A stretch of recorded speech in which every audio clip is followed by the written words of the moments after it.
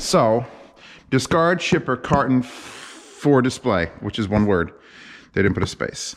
Anyway, I recently took out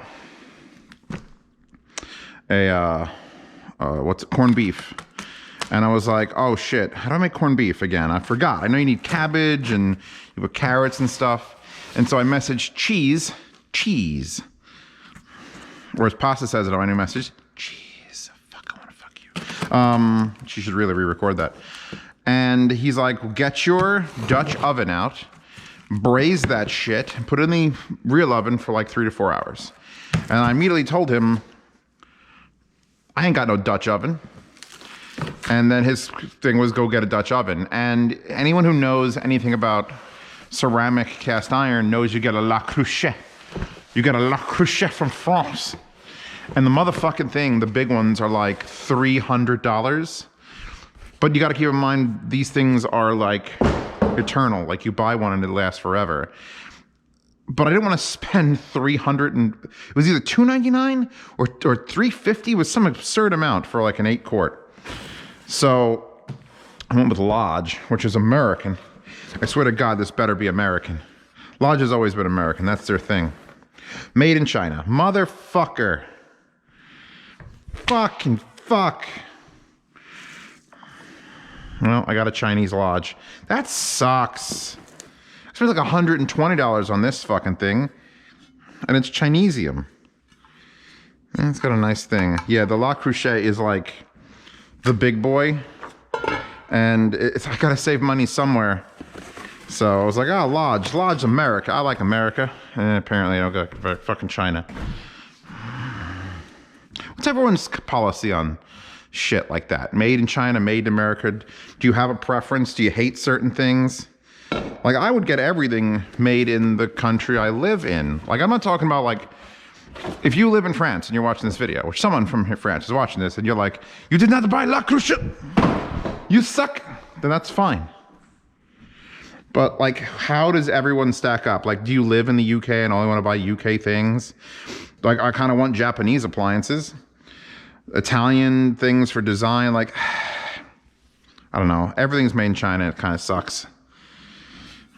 So this is exposed cast iron here. Why wouldn't they ceramic coat the bit around the rim? Anyway, this is an 8 quart, 7.5 quart. Oh. Well, apparently those were not on there too well. These are just to keep the lid from smashing down. I will be keeping them, however. Of course, a nice little rubber clips. Oh, except another one. Fuck. Why, Lodge? Why do you do this to me?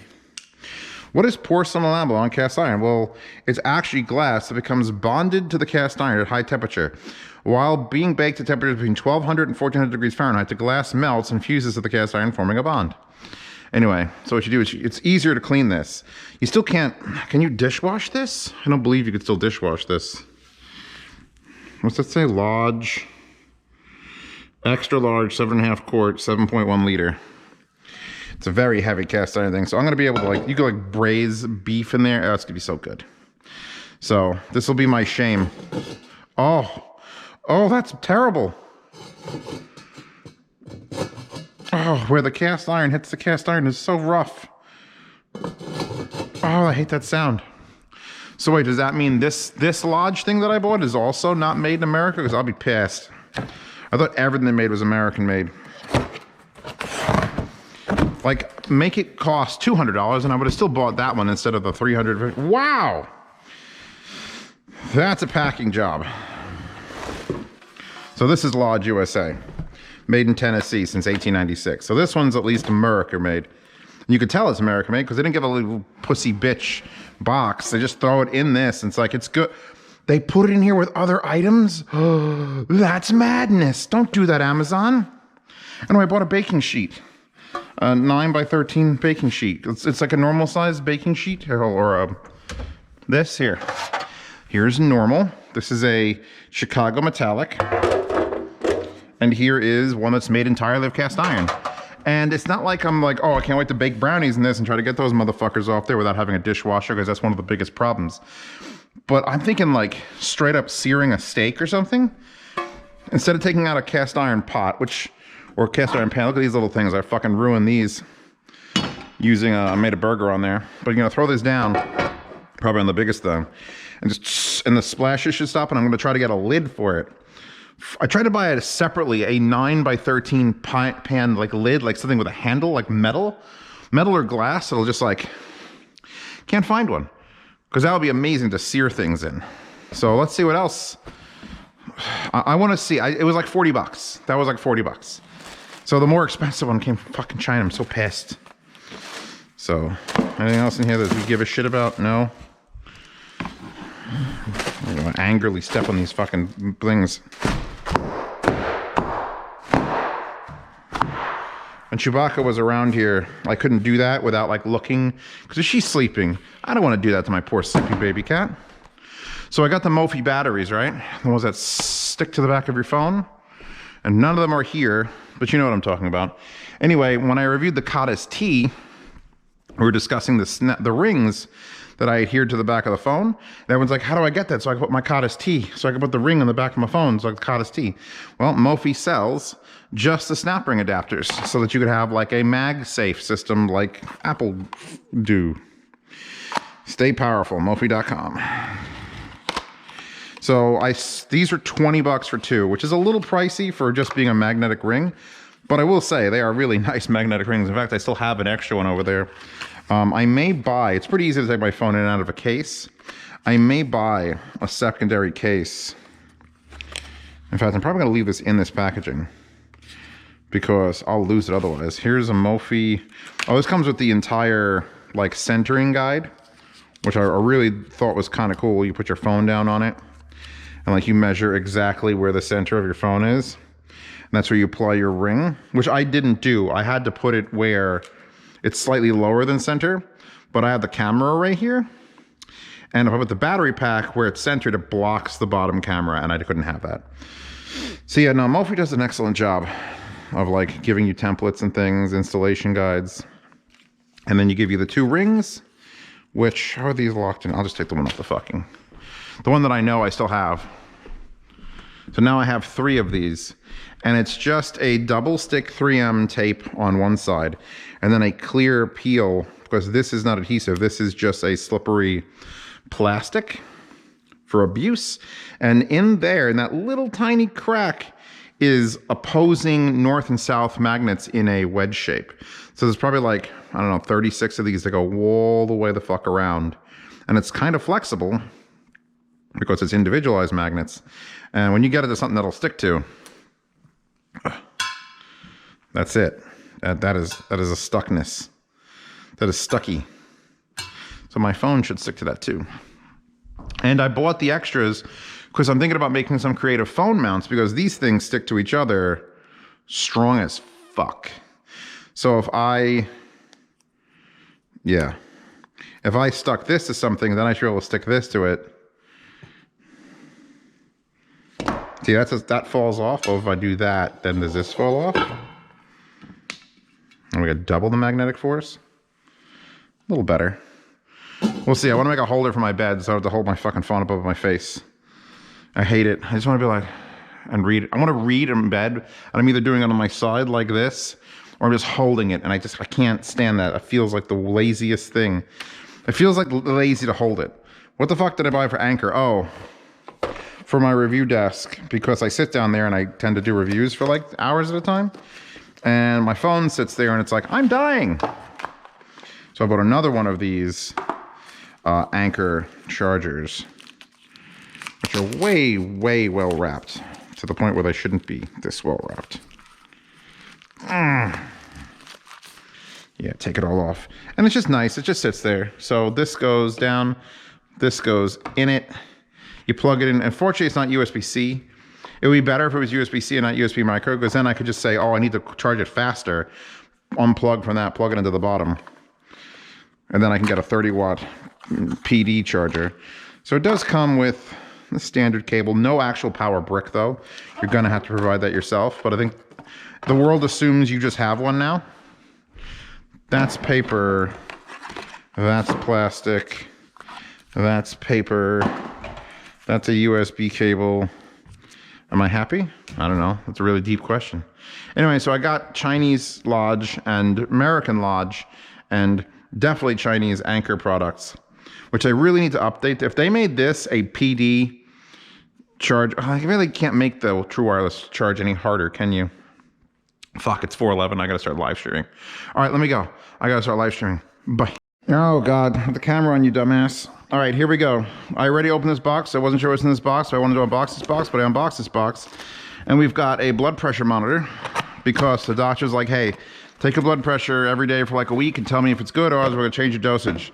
And I have a high blood pressure monitor, and like, nah, don't use that. Use one of these and get a cheap one.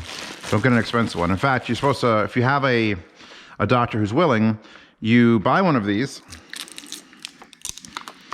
and you bring it to your doctor's office next time you're there. And then they will compare what they're getting to what the machine gets. And you can calibrate. You could either calibrate this or just know the differences. Like if you're 5 higher than on average than this, then you know what you're supposed to be doing.